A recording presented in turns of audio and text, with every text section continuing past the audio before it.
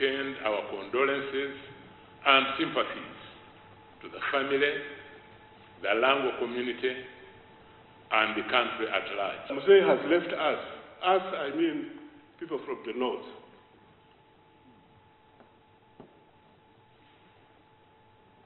Disunited.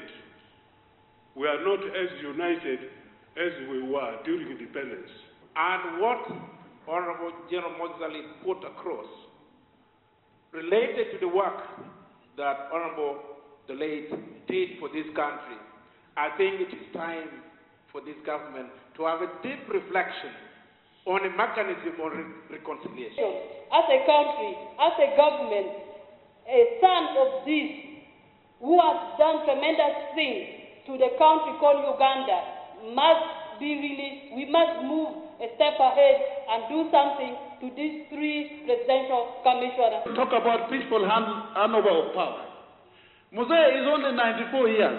You remember in Zimbabwe we have a president who is over 90 years. If he didn't want to hand over power, he would have been in power up to now. It is a lesson to leaders of the country that when you are in leadership, you have to hand over power peacefully.